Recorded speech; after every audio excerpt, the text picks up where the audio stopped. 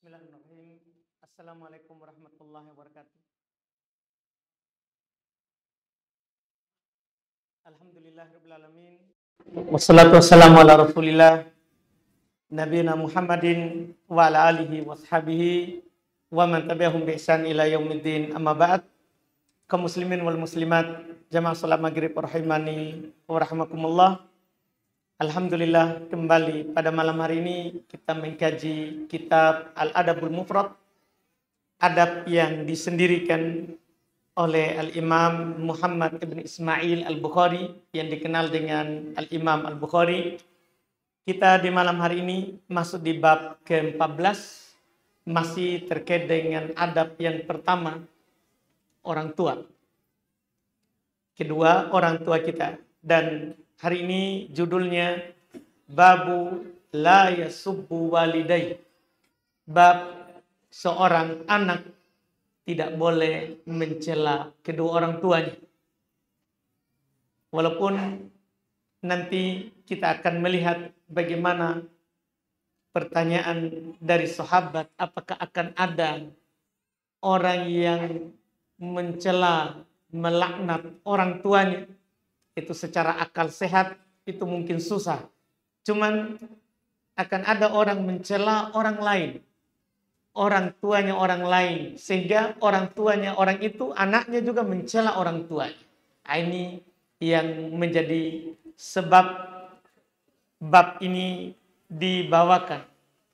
Karena ada orang yang akan jatuh dalam kesalahan ini, tentunya masih dalam bab at-tahdzir, memperingatkan kita sebagai anak untuk hati-hati dengan lisan kita terhadap kedua orang tua kita.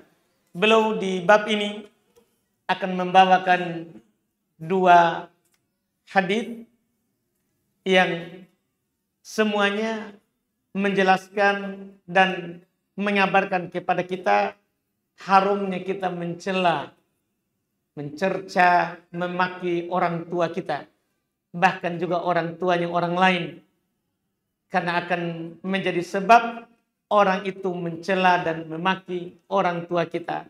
Kata beliau rahimahullah, yaitu Al-Imam Al-Bukhari, haddatsana Muhammad ibn Katsir, telah bercerita kepada kami, yaitu beliau menggambarkan bahwa beliau dengar hadis ini dari gurunya itu tidak sendiri, dalam keadaan ramai, banyak orang. Makanya beliau berkata haddatsana, bercerita kepada kami, Muhammad ibn Katsir, guru dari Imam Al-Bukhari yang tentunya terpercaya. Qala, beliau berkata akhbarona Sufyan.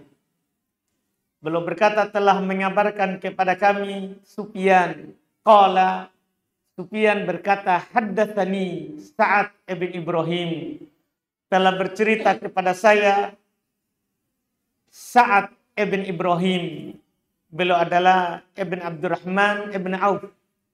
Ya, thiqatun katsirul hadits. Terrawi, terpercaya, banyak haditsnya. Qala, beliau berkata an Humaid ibn Abdurrahman, dari Humaid ibn Abdurrahman. Humaid ibn Abdurrahman ibn Auf juga sama, thiqatun katsirul hadits, rawi yang terpercaya, banyak haditsnya. Qala, beliau berkata an Abdullah ibn Amr, dari Abdullah ibn Amr, yaitu anaknya Amr ibn al-As, termasuk sahabat yang cerdas, ya, dan sahabat yang bisa membaca dan menulis, dan dia punya kisah sendiri bersama Rasulullah, termasuk orang yang tidak mau masuk Islam di awal, yang menghindar dari Islam sampai kemana-mana, yang penting tidak terpengaruh dengan Nabi Muhammad. Cuman hidayah Allah membawanya ke Islam. Pada ujungnya dia masuk ke Islam dan bagus keislamannya, tentunya dia dan anak-anaknya. Ini termasuk anaknya ini, Abdullah ibn Amr ibn al-As. Qala, dia bercerita, qala Nabi sallallahu alaihi wasallam, Nabi sallallahu alaihi wasallam bersabda, minal kabair ayashtimar rajulu walidayhi. Termasuk dosa besar seorang mencerca, mencela kedua orang tuanya. Ketika Nabi menyampaikan hadis ini, faqalu, kata para sahabat, kaifa yashtim? Bagaimana mungkin ada orang mencela orang tuanya yang jasanya sangat besar kepadanya, melahirkannya, ibunya yang mengandungnya, kemudian melahirkannya, menyusuinya selama 2 tahun, setelah itu membesarkannya. Saat besar dia cerca, dia cela orang tuanya. Bagaimana itu terjadi? Itu mereka merasa aneh karena at-taba'us salim yungkir ayyaku udzalika minhu. Tabiat, secara tabiat, jika masih selamat tabiatnya, secara fitrah, jika masih selamat dan masih sehat akalnya, ya, itu akan mengingkari hal tersebut. Ya, bagaimana mungkin itu bisa terjadi? Maka Nabi jelaskan. Qala, kata Nabi, yashtimur rajula fayashtimu abahu wa ummah. Dia tidak mencela langsung ibu bapaknya, tapi dia mencela seseorang, sehingga orang itu mencela bapaknya, mencela ibunya. Kan kadang begitu kita dengar orang. Kita yang anak yang salah, tapi yang disalahkan orang tua. Anaknya yang nakal, anaknya yang berbuat pelanggaran kepada orang lain, tapi orang cela orang tua. Iya, ternyata itu sama dengan mencela orang tua sendiri. Sama dengan mencela orang tua sendiri. Hadits ini, ya, dikatakan oleh para ulama kita, hadzal haditsu aslun fi saddid dara'i. Hadits ini adalah termasuk dalil pokok dalam pembahasan menutup jalan ke yang tidak baik. Kalau hal itu mengantarkan kita kepada yang haram, jangan dilakukan. Iya, artinya lihat contohnya ini. Kalau kita mencela seorang, dengannya dia akan mencela orang tua kita, jangan dilakukan. Jangan dilakukan. Iya, ini haditsnya. Fama'ala ila fi'li muharramin yahrum. Apa yang mengantarkan kepada perbuatan yang haram dalam syariat kita pasti diharamkan. Iya, karena kaidahnya mudah-mudahan kita paham dengan kaidah ini, diambil dari hadits yang ada ini, al-wasail laha ahkamul maqasid. Yang menjadi sebab pengantar ke sana itu mengambil hukum maksud. Iya. Mengambil hukum maksud tujuannya. Contoh, ada orang mau mencuri mangga. Contoh saja. Iya. Tapi dia tidak bisa dapatkan mangga itu kecuali dengan membeli tangga. Maka apa hukum membeli tangga untuk mencuri mangga? Itu pertanyaan kita. Asalnya membeli tangga mubah. Boleh saja orang beli tangga.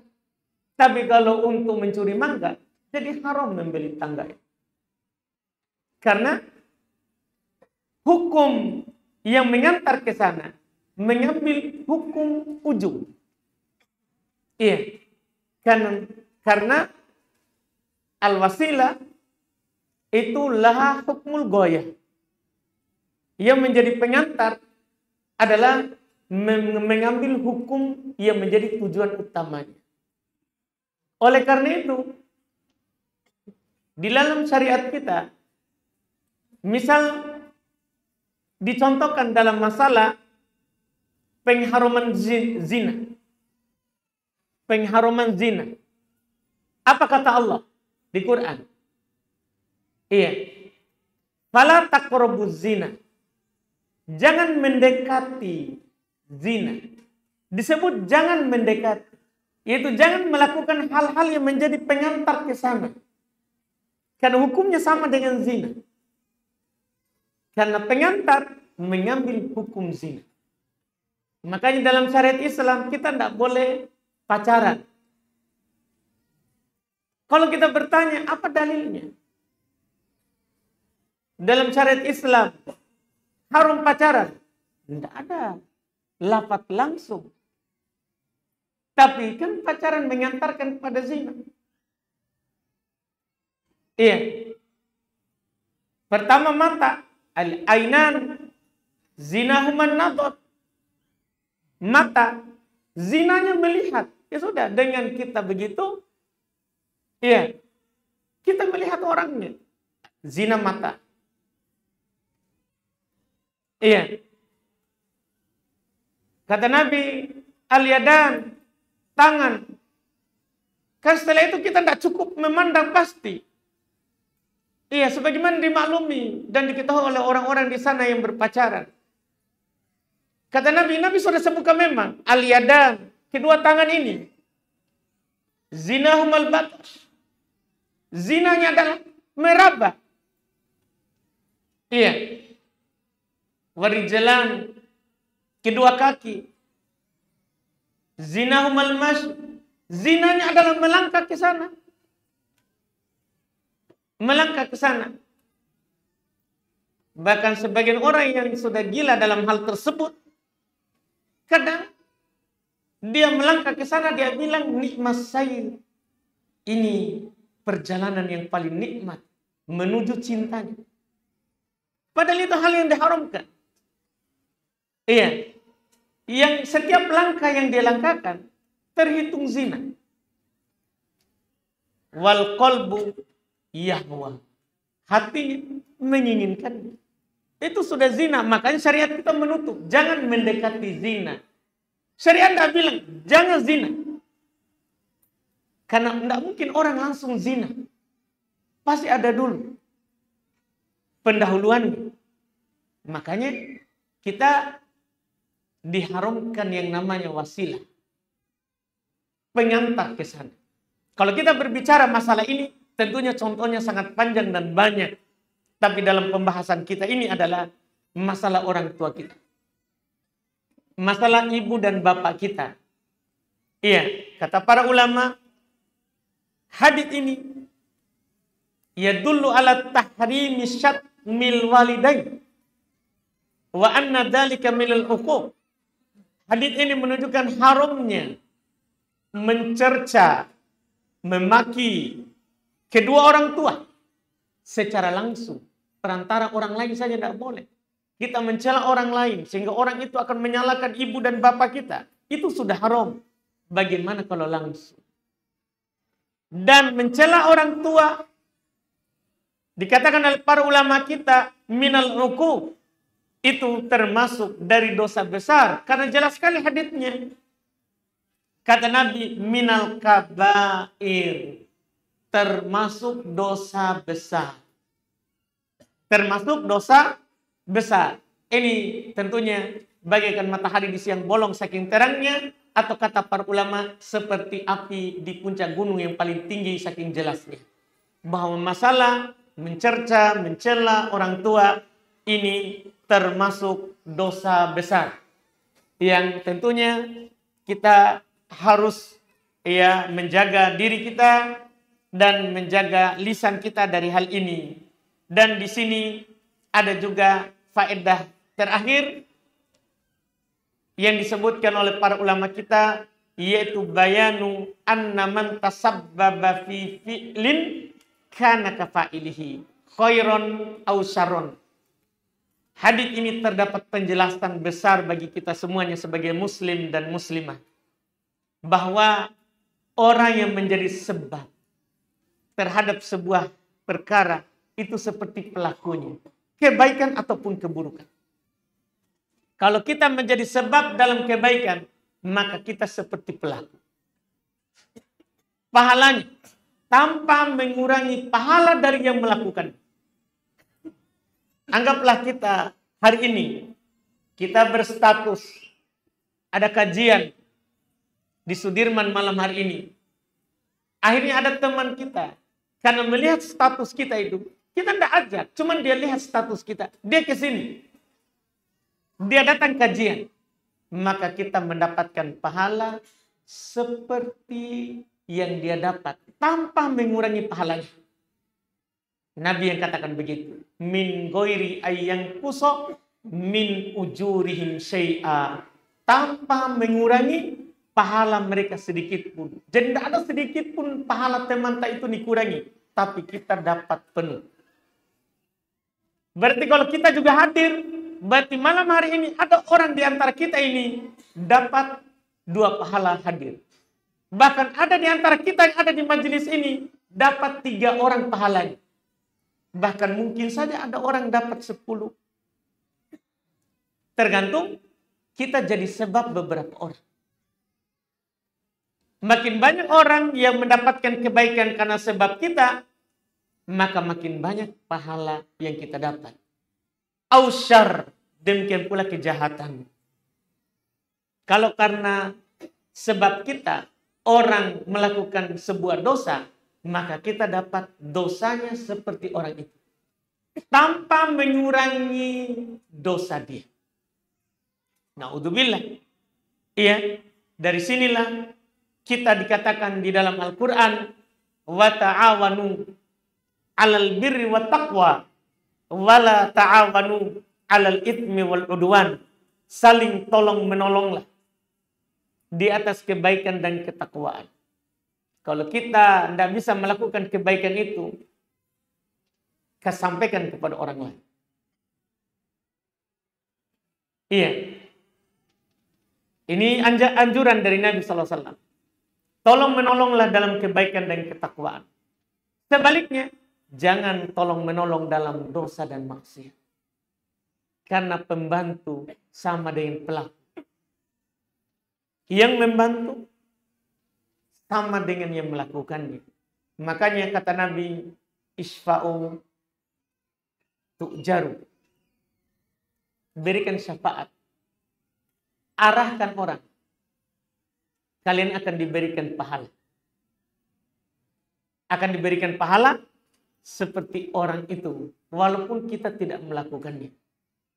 Maka dari sinilah kita mendapatkan kadang kebaikan yang banyak padahal kita tidak melakukannya. Iya. Inilah yang diamalkan oleh para sahabat. Ketika mereka datang bercemburu terkait dengan orang-orang kaya yang telah mendahului mereka dengan hartanya. Mereka sholat, mereka juga berpuasa, tapi mereka bersedekah. Kami orang miskin tidak bisa bersedekah. Maka Nabi SAW menghibur mereka bahwa orang yang menunjukkan kepada sebuah kebaikan itu seperti pelangi. Datang seorang kepada Nabi SAW meminta kendaraan yang bisa dipakai pergi berperang. Kata Nabi, saya lagi tidak punya. Sudah habis yang belum miliki. Ada seorang sahabat yang bilang, sini saya tunjukkan kamu kepada seorang yang bisa memberikan kendaraan. Jadi orang ini juga tidak punya seperti Nabi. Tapi orang itu bilang, sini saya bawa kamu ke orang yang bisa kasih. Maka kata Nabi, ad-dal alal khairi kafa'il. Yang menunjuki seseorang kepada kebaikan seperti pelakunya. Mungkin pemilik harta tadi tidak tahu kalau ada orang butuh. Dan orang juga tidak tahu kalau dia bisa bantu. tapi dengan adanya yang menunjukinya, maka orang ini hanya sekedar menunjukinya, dapat pahala seperti yang melakukan. Nah, disinilah yang membahagiakan kita ini di Islam. Karena kita ini terus terang, umat Islam ini umat terakhir, umat yang paling pendek umurnya di antara semua umat yang telah lewat. Umat dulu, Pak, ada umurnya 100 tahun, 1000 tahun bahkan. Nabi Nuh, kita bisa bayangkan bagaimana umurnya panjang. Dia berdakwah saja 950 tahun. Dia berdakwah itu 950 tahun. Dan Nabi itu diangkat menjadi Nabi umurnya 40 tahun. Berarti Nabi Nuh ini, dia berdakwah, sebelum berdakwah 40, setelah berdakwah beliau sebutkan 950. Berarti sudah mau 1000. Kurang 10 tahun. Itu dia berdakwanya saja.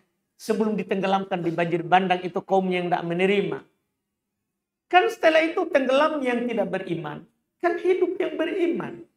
Jadi panjang umurnya. Mereka memang diberikan kekuatan dalam jasad, ya, badannya. Dan diberikan panjang umurnya. Kita ini umat Islam, pendek umur tak. Kebanyakan kita dari Nabi yang bilang begitu, tentunya dari Allah. Antara 60 sampai 70. Sedikit yang melewati. Tapi bersamaan dengan pendek umur tak, kita punya keutamaan. Salat saja, khamsun wa khamsun. 5 yang kita lakukan, tapi pahala 50. Itu salat. 5 kali dalam sehari semalam, tapi pahala tak 50. Karena 1 kali salat, 10 pahala. Demikian pula yang lain. Kita bersedekah. Ada seorang sahabat datang kepada Nabi. Dia bawa onta 1 ekor. Yang sudah diikat hidungnya supaya tunduk dibawa ke Nabi. Dia bawa. Rasulullah, ya Rasulullah. Hadhihi naqati fi sabilillah. Wahai Rasulullah, ini ontaku. Dia tarik dari rumahnya.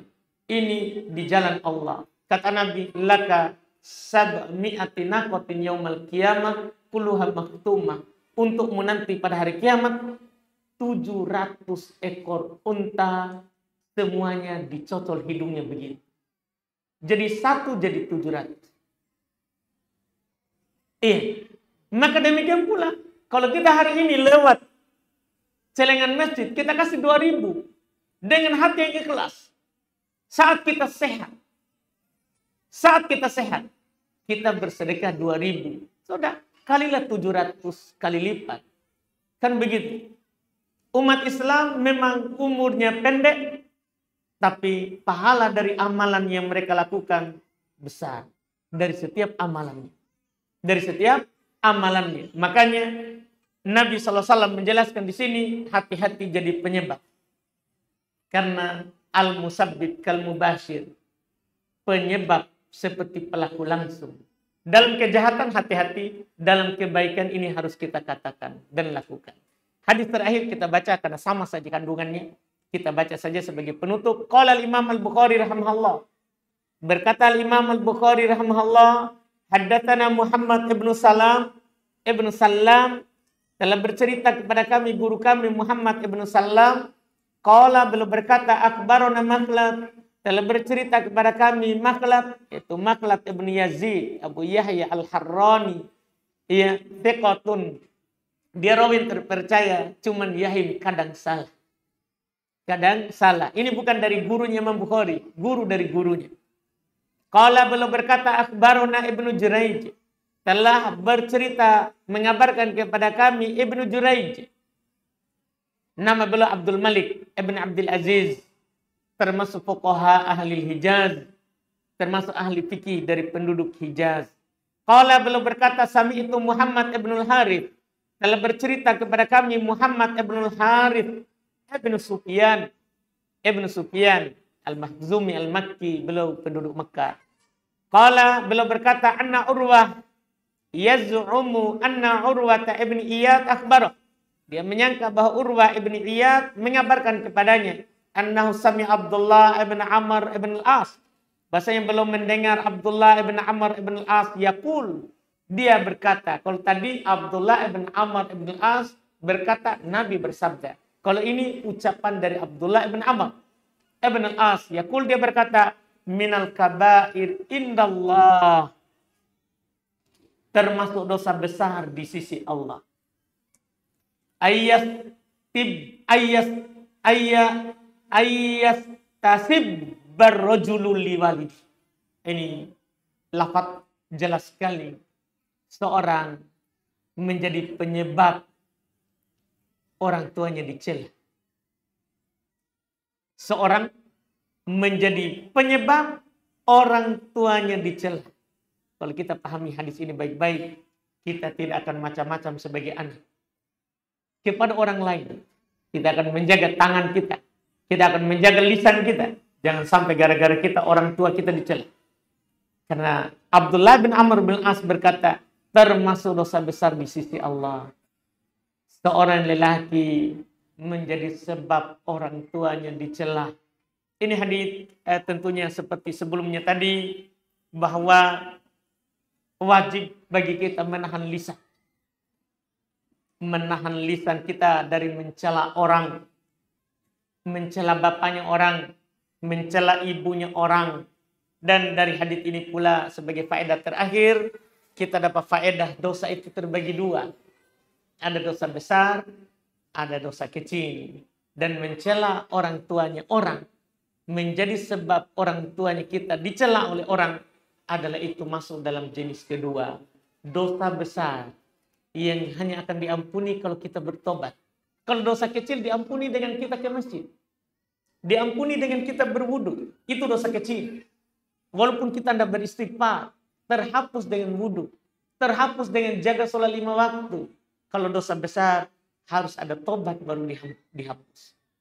Itu fungsinya, dan kita kenal itu dosa besar atau dosa kecil. Wallahualam, kita cukupkan karena setelah itu kita akan masuk bab 15, siksaan bagi orang yang durhaka. Ini kita ambil lagi di pertemuan akan datang. Kita masuk di sini, ada pertanyaan. Bismillah, izin bertanya Ustaz, apakah boleh bagi kita menghadiri walimah yang di dalamnya terdapat musik? Kita pertama, jika itu adalah walimahnya muslim ya, maka termasuk kewajiban kita menghadiri walimahnya. Kecuali ada maksiat, maka jadinya tidak wajib. Jadi yang gugur kewajiban. Apakah boleh kita menghadirinya atau tidak boleh? Iya, boleh. Kita menghadirinya. Cuman pertama ada tahapnya. Kita menghindari musik. Itu kita bisa datang sebelumnya. Iya, atau setelahnya. Itu kalau bisa. Iya, kalau bisa. Karena tidak mungkin dia putar musik dari awal sampai akhir. Capek tau itu tenggorokannya orang. Iya, kan begitu. Jadi kita pertama harus berusaha menghindarinya. Caranya yaitu sebelumnya kita segerakan, kita percepat. Atau kita akhirkan. Itu cara pertama.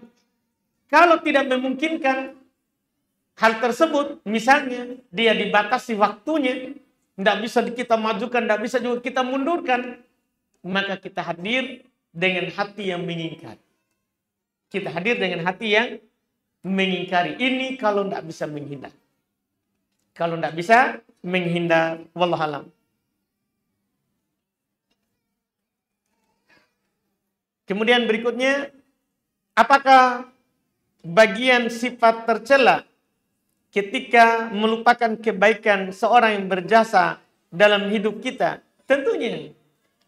Iya, Nabi SAW bersabda, la yashkurullaha man la yashkurin nas. Iya, tidaklah bersyukur, berterima kasih kepada Allah orang yang tidak berterima kasih kepada orang lain. Kata Nabi SAW, man sona ilaikum ma'rufan fakafi'uh. Siapa yang berbuat baik kepada kalian, balas. balas dia. Iya. Jadi termasuk sifat yang tercela melupakan yang namanya kebaikannya orang. Orang yang berjasa kepadanya itu bukan sifat yang terpuji. Sifat yang tercela. Kita tidak dianggap bersyukur pada Allah kalau tidak bersyukur pada orang yang pernah berbuat baik kepada kita. Bahkan saking wajibnya ini kita membalasnya. Nabi berkata, melanjutkan hadis tadi, man sona ilaikum ma'rufan fakafi'u. Siapa yang berbuat baik kepada kalian maka balaslah. Fa illam tajidu ma tukafi'unah, kata Nabi.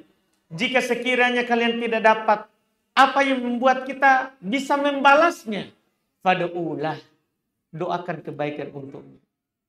Saking wajibnya itu, doakan kebaikan untuknya. Itu kalau kita tidak dapat apa lagi yang bisa membalaskannya. Wallahu a'lam.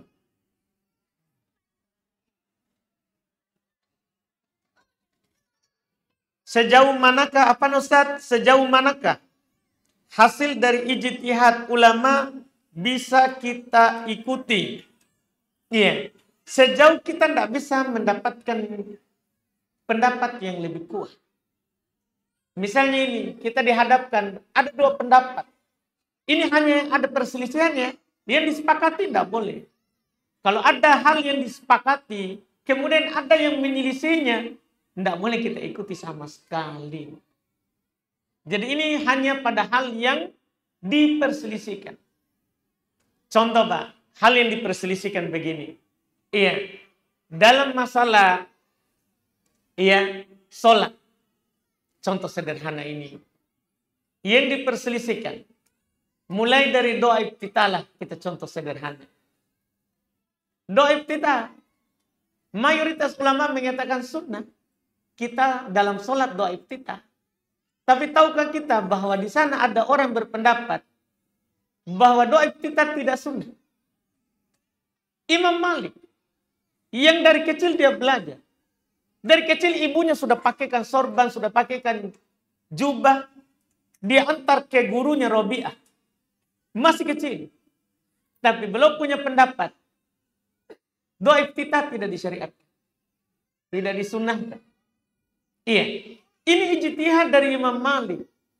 Boleh nggak kita ikuti? Boleh. Kalau memang kita hanya berguru sama Imam Malik dan kita belum bisa cari yang lain. Boleh kita ikuti. Dan kita dimaafkan dalam ijtihad itu. Tapi kalau sudah ada menjelaskan hadis kepada kita. Ada hadis. Hadis Abu Hurairah, Bukhari Muslim. Dia bertanya kepada Nabi.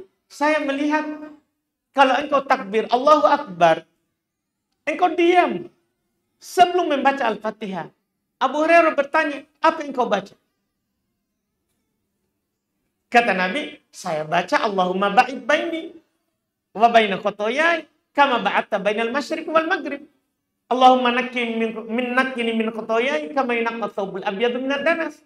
Allahumma ghsilni min khotoyai bil ma'i wal thalji wal bar. Ini salah satu doa iftitah. Dan ini yang paling sahih dari semua doa iftitah karena disepakati oleh Imam Bukhari dan Imam Muslim.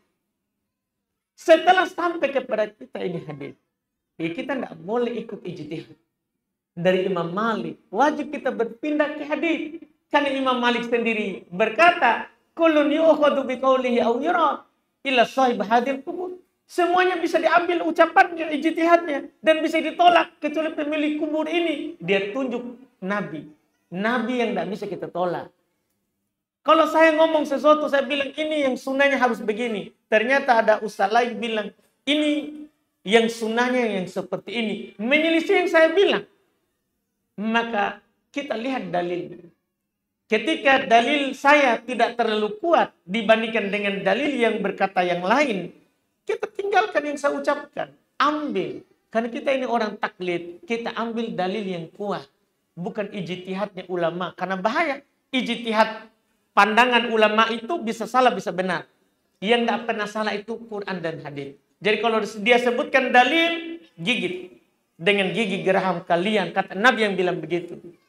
Nabi yang katakan seperti itu. Kata Nabi, "Alaikum bisunnati wa sunnatil khulafa'ir rasyidin al-mahdiyyin min ba'di. Addu 'alaiha bin nawajid." Wajib bagi kalian berpegang dengan sunnahku Dan sunnahnya khalifah yang 4. Itu saja batasannya. Sunnahku dan khalifah yang 4 setelah gigit dia dengan gigi geraham kalian. Karena selain mereka itu bisa salah, bisa benar. Makanya seorang tabi'in pernah bertanya kepada ayahnya terkait dengan yang dilakukan.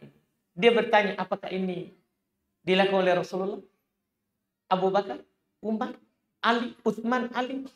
Kalau dia bilang, iya, mereka lakukan. Mereka lakukan. Karena dalil di mereka. Tapi kalau tidak, maka mereka akan katakan, tidak ada syariat seperti itu. Iya. Seperti terjadi di masanya Abdullah bin Mas'ud. Tahu nggak kita di Basra? Di masanya Abdullah bin Mas'ud. Iya. Ada orang berhalaqah di masjid. Pimpin jam zikir berjamaah. Satunya bilang, takbirlah 100. Yang lain, Allahu Akbar, Allahu Akbar, Allahu Akbar, Allahu Akbar, Allahu Akbar. Tasbih 100. Tasbih. Yang lainnya, subhanallah, subhanallah, subhanallah. Tahmid 100. Tahmid. Datang Abdullah ibn Mas'ud. Kita tahu Abdullah bin Mas'ud. Anak muda yang paling pertama masuk Islam. Kita ini apa tonjek? Dia ini orang yang pertama masuk Islam dari kalangan anak muda. Dia pengembala kambing. Tapi dapat hidayah masuk Islam. Dia mengambil langsung Al-Quran dari Rasulullah 70 surat. 70 surat. Dia diutus oleh Rasulullah mengajar di sana. Tapi di masanya setelah meninggal Rasulullah, ada orang pertama sekali dilakukan zikir berjamaah. Disinilah masanya. Saat di masa sahabat sudah muncul itu zikir berjamaah. Jadi jangan heran kalau sekarang banyak orang melakukan. Memang dari dulu muncul itu. Tapi dengarlah ini pembahasan. Saat munculnya, pertama sekali munculnya ini zikir berjamaah. Jadi kalau misalnya saya ingkari, saya bukan orang pertama. Sudah diingkari oleh orang terbaik. Orang yang mengambil langsung Quran. Pertama masuk Islam. Jadi mereka zikir berjamaah begitu. Didapati oleh Abdullah ibn Mas'ud. Wahai kaum, apa yang kalian lakukan? Mereka bilang, kami ingin semangat. Kami ingin kebaikan. Kami ingin kebaikan. Kan kebaikan. Siapa yang bilang ini takbir bukan kebaikan? Tahlil bukan kebaikan. Siapa yang berani bilang bukan? Tapi masalahnya, dalam syariat Islam yang suci ini, amalan akan diterima dengan 2 syarat. Kita berniat baik dan pernah Nabi lakukan. 2 syarat itu. Kalau hanya salah satunya, tidak ada nilainya. Tidak ada nilainya. Jadi dia bilang begitu, kami mau kebaikan. Kata Abdullah bin Mas'ud, cepat sekali kalian berubah. Ini piring Rasulullah belum pecah. Baju Rasulullah belum usang. Kalian sudah berubah. Rasulullah tidak pernah melakukan itu. Betapa banyak orang menginginkan kebaikan tapi tidak dapat. Karena Nabi tidak pernah melakukannya. Nabi pernah nggak melakukan itu di masanya. Tidak pernah Nabi lakukan. Maka Abdullah bin Mas'ud mengingkarinya dengan keras. Ya, dan ternyata yang zikir berjamaah tadi yang ditegur oleh Abdullah bin Mas'ud yang tidak kembali di antara mereka. Itulah yang memberontak di masanya Ali bin Abi Thalib. Jadi mulai dari zikir memberontak di masjid, tidak sesuai dengan ajaran Nabi, ternyata turun ke jalan. Memberontak pemerintah. Lihat bagi siapa yang demo. Yang atas namakan Islam. Kita tahu di siapa? Yang suka dikit-dikit. Kan begitu, karena ketika menyelisih Allah di sedikit, Rasul di sedikit, kita akan menyelisihnya di yang lebih besar. Makanya jangan menyelisihi. Jangan menyelisihi. Dari sini kita bisa dapat faedah bahwa kita ini dalam beramal kita jangan pakai hasil ijtihad. Orang-orang tadi kan pakai ijtihad itu. Iya kan? Dia berijtihad bahwa ini kan kebaikan. Iya kan? Dan kalau kita mau contoh yang lebih yang kita tanyakan ini. Iya, dan banyak sebenarnya contohnya kalau saya tidak takut panjang dan tidak melihat banyak pertanyaan ini, saya akan memberikan kita contoh yang banyak. Tapi kalau mau yang lebih daripada itu, di masa Nabi, Pak. Di masa Nabi, ada 3 orang itu yang datang ke rumah Nabi. Yang bertanya kepada istrinya Nabi,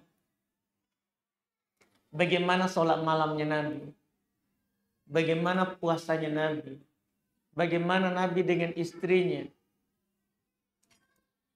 Istri Nabi bilang, Nabi puasa, juga Nabi berbuka. Iya, kadang beliau tidak berpuasa, kami katakan sepertinya Nabi tidak pernah berpuasa. Walaupun kadang Nabi berpuasa, kami berkata Nabi tidak pernah berbuka.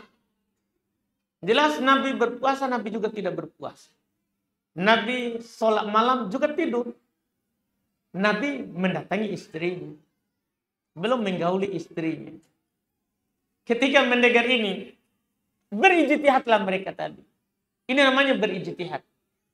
Ini kan Rasulullah belum tidur, belum juga sholat, belum berpuasa, belum juga berbuka, belum mendatangi istrinya. Karena kan wajar, Nabi sudah diampuni dosanya telah lewat dan akan datang. Wajar belum lakukan itu.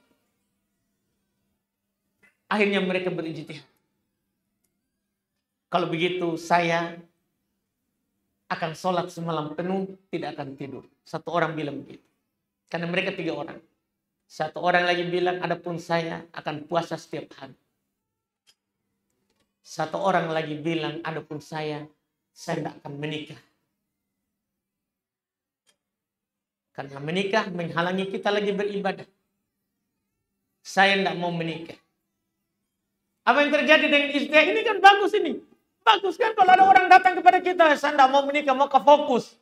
Kita akan bilang, wah, kau kasih kau jempol 4, kalau ada satu lagi 5. Kan mau fokus ibadah. Iya kan? Tapi ini bukan masalah ibadah, bukan perasaan. Kita tahu apa yang terjadi. Ketika Nabi mendengar pernyataan itu, Nabi naik mimbar. Supaya tidak ada lagi orang yang punya ijtihad seperti itu. Nabi naik mimbar dan menegur, tidak seperti itu kita di Islam. Tidak seperti itu kita di Islam. Kita beribadah harus sesuai. Abdullah ibn Amr ibn al-As dia bilang, ya Rasulullah, saya bisa puasa setiap hari. Tidak. Puasalah sehari, berbukalah sehari. Saya mampu lebih dari itu. Tidak. Tidak ada lebih baik daripada itu. Jadi tidak dibuka itu ijtihad. Tidak dibuka itu ijtihad. Untuk kita. Kita wajib ikut dalil. Ini contoh. Dan banyak lagi contoh yang lain. Dalam agama ini kita tidak pakai otak kita. Otak kita ikut syariat. Otak kita ikut syariat. Wallahualam. Apakah perbuatan yang kita lakukan setiap harinya berdampak pada tidak dikabulkannya doa? Bisa jadi, bisa juga tidak. Karena kan Allah Subhanahu wa taala yang menetapkan hal tersebut. Iya, kita tidak bisa pastikan. Kita tidak bisa pastikan bahwa doa saya tidak dikabulkan karena dosa yang saya lakukan. Tidak bisa. Itu hanya sebab. Sebab itu kembali kepada Allah. Sebab itu kembali kepada Allah. Karena pengabulan doa atau tidak dikabulkannya doa, itu urusannya di langit, bukan urusannya kita. Kita dianjurkan tentunya untuk makan yang halal, untuk minum yang halal, untuk pakai yang halal. Karena itu menjadi sebab dikabulkannya doa. Ya kalau kita juga pakai yang haram, kita minum yang haram, kita makan yang haram, itu sebab. Hanya sebab. Kalau memastikannya, oh, tidak bisa kita pastikan. Karena masalahnya ada di sana iblis, ketika dia memberontak dan tidak mau sujud kepada Adam atas perintah Allah, dia berdoa kepada Allah, ya Allah, akhirkan saya sampai hari kiamat. Karena saya ini kan pasti penduduk neraka. Akhirkan saya sampai hari kiamat. Dikabulkan. Jadi kalau kita bisa pastikan kan susah. Iya. Yang jelas kita di Quran, kita pendosa atau bukan pendosa, berdoa saja. Allah katakan, wa qala rabbukum ud'uni astajib lakum. Rabb kalian berkata, berdoalah kepadaku, saya akan kabulkan. Jadi doa saja. Jangan pernah putus asa karena dosa kita. Langsung doa saja. Walaupun banyak dosa, berdoa saja kepada Allah. Wallahu a'lam. Ustadz, bagaimana hukum menjauhi seorang yang memiliki mudarat terhadap kita? Boleh. Tidak apa-apa kita jauhi orang. Artinya tidak bergaul dengannya. Karena akan membahayakan kita. Boleh. Walaupun kalau orang itu datang kepada kita misalnya, atau lagi ketemu, kita tetap bermuka biasa, bermuka ceria. Iya, seperti Nabi. Waktu beliau duduk dengan Aisyah, ada orang datang minta izin untuk ketemu Nabi. Nabi berkata, bi'sa akhul asyirah. Itu orang paling buruk akhlaknya. Tapi saat datang, malah beliau bermuka ceria dengan. Sehingga Aisyah bertanya, ya Rasulullah, tadi engkau bilang itu sejelek-jelek saudara. Saat dia datang kok engkau bermuka bagus kepadanya. Nabi katakan, ya, bahwa inna syarrun nasi manzilatan yaumal qiyamah, orang yang paling buruk kedudukannya di hari kiamat adalah orang yang menjauh darinya karena buruknya akhlak.